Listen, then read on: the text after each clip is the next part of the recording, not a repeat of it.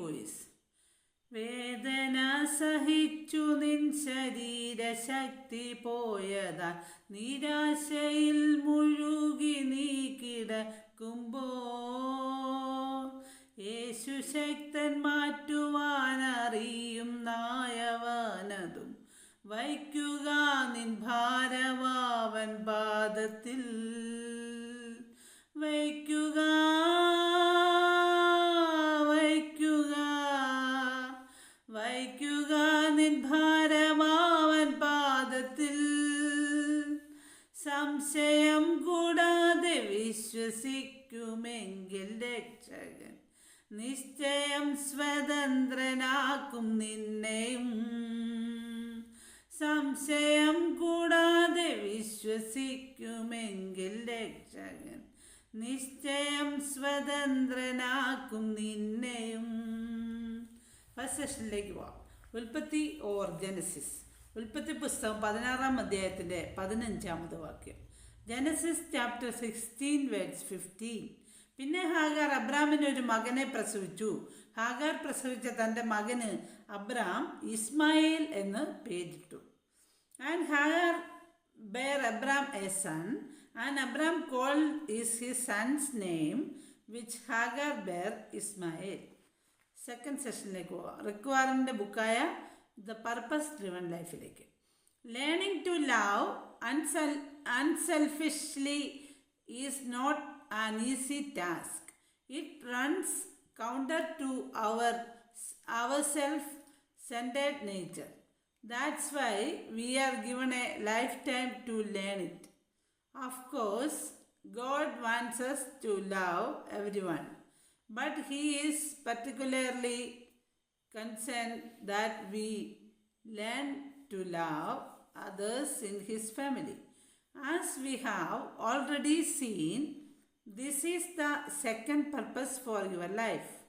Peter tells us, show special love for God's people. Paul echoes this sentiment when we have the opportunity to help anyone.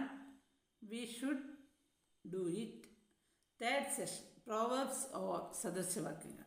Proverbs chapter 14 verse 32. സദൃശവാക്യങ്ങൾ 14-ാം അധ്യായത്തിൻ്റെ 32-ാമത് വാക്യം. ദുഷ്ടന് തൻ്റെ ദുഷ്ടതയാൽ വീഴ്ച വരുന്നു, നീതിമാനോ മരണത്തിലും പ്രത്യാശയുണ്ട്. The wicked is driven away in his wickedness, but the righteous have hope in his death. Fourth session, Matthew or Mathai. Matthew chapter 7 verse 8. Mathai എഴുതിയ സുവിശേഷം 7-ാം അധ്യായത്തിൻ്റെ 8-ാമത് വാക്യം. യാചിക്കുന്ന ഏവനും ലഭിക്കുന്നു, അന്വേഷിക്കുന്നവൻ കണ്ടെത്തുന്നു, മുട്ടുന്നവന് തുറക്കും. For every one that asketh receiveth, and he that seeketh findeth, and to him that knocketh it shall be open. നമുക്ക് വായനാഭാഗം നോക്കാം. അതിൻ്റെ മെയിൻ ഹെഡിങ് എന്ന് പറയുന്നത് അവരെ തടയാൻ കഴിയുമായിരുന്നില്ല. അതിൻ്റെ സബ് ഹെഡിങ് പത്രോസ് ഒരു മുടന്തനെ സുഖപ്പെടുത്തുന്നു. Acts of Apostles chapter 3 verse 1 to 10. അപ്പോസ്തല പ്രവൃത്തികൾ 3:1 മുതൽ 10 വരെ. ഒരു ദിവസം പത്രോസും യോഹന്നാനും ഉച്ച കഴിഞ്ഞ് 3 മണിക്കുള്ള പ്രാർത്ഥനയ്ക്കായി ദൈവാലയത്തിലേക്ക് പോവുകയായിരുന്നു. സുന്ദര കവാടം എന്ന് വിളിക്കപ്പെട്ടിരുന്ന ദേവാലയ നടയിൽ ജന്മന മുടന്തനായ ഒരാൾ ഇരിക്കുന്നുണ്ടായിരുന്നു. ദേവാലയത്തിൽ വരുന്നവരോട് ഭിക്ഷ യാചിക്കുവാനായി അവനെ എന്നും അവിടെ കൊണ്ട് ഇരുത്തും. പത്രോസിനെയും യോഹന്നാനെയും കണ്ടപ്പോൾ അവൻ അവരോട് ഭിക്ഷ യാചിച്ചു. അവർ അവനെ സൂക്ഷിച്ചു നോക്കി. എന്നിട്ട് പത്രോസ് പറഞ്ഞു, ഞങ്ങളെ നോക്കൂ. അവരിൽ നിന്ന് വല്ലതും കിട്ടുമെന്ന് പ്രതീക്ഷിച്ച് അവൻ അവരെ ശ്രദ്ധിച്ചു. അപ്പോൾ പത്രോസ് പറഞ്ഞു, എൻ്റെ കയ്യിൽ പണമില്ല, എന്നാൽ എനിക്കുള്ളത് ഞാൻ നിനക്ക് തരാം. നസറായനായ യേശുവിൻ്റെ നാമത്തിൽ എഴുന്നേറ്റ് നടക്ക എന്ന് ഞാൻ കൽപ്പിക്കുന്നു.